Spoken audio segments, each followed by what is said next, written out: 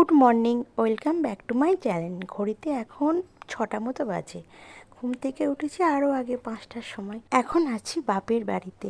সকাল থেকেই ঘুম থেকে উঠি শুরু করে দিয়েছি সবজি কাটতে, কেন আজকে একটা অনুষ্ঠান আছে।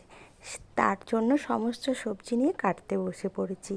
আমি কাটছি, এদিকে আমার বাবাও আমাকে হেল্প করছে। আজকে আমাদের এখানে ঝাপান আছে। ঝাপান মানে হচ্ছে মনসা পুজোর অনুষ্ঠান।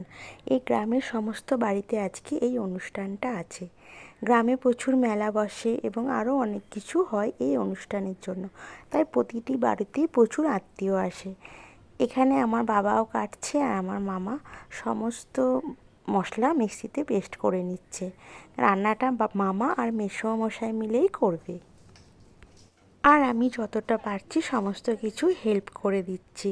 সমস্ত সবজি কাটার পর এবার মাছ এনেছি। সেই মাছগুলো একটুখানি ধুয়ে নুন হলুদ মাখিয়ে নেব।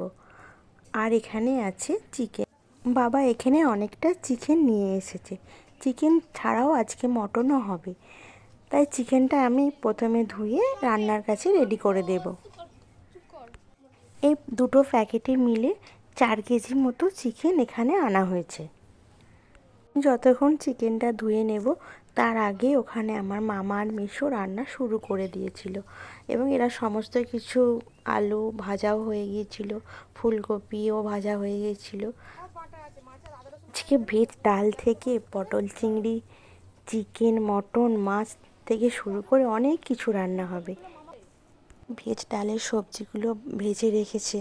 তারপর এদিকে পটল আলু থেকে সমস্ত সবজি আগে ভেজে নিয়েছে। তারপর সেটা মশলা দিয়ে কড়াইতে কষে নেবে।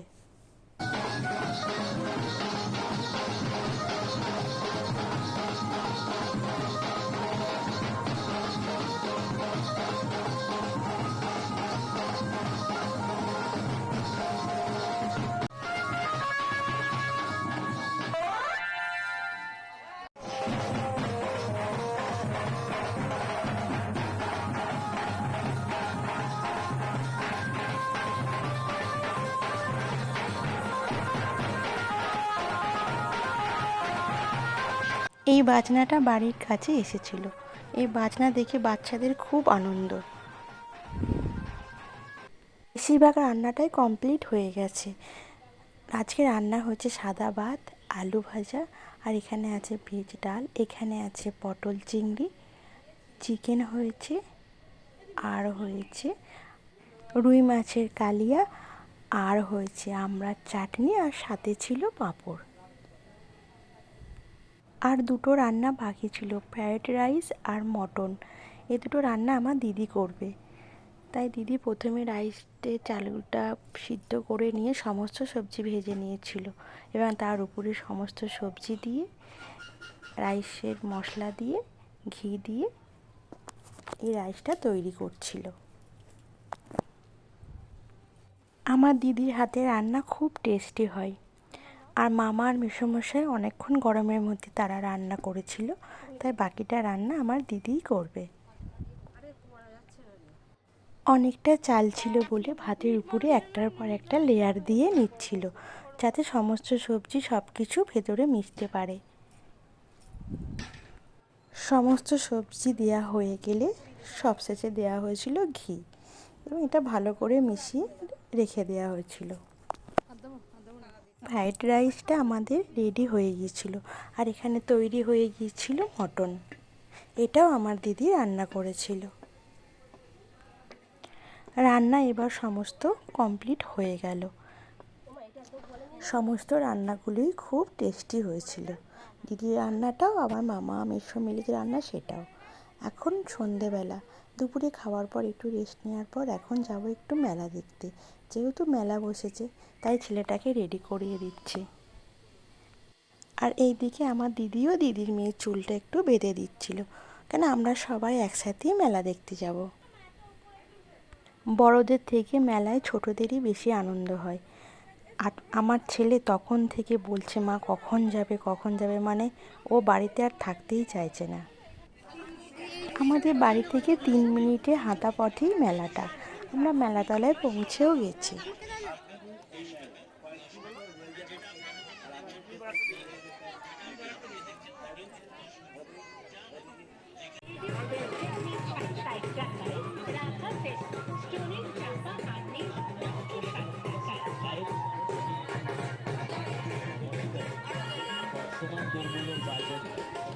দ্রব্যমূল্যের বাজারে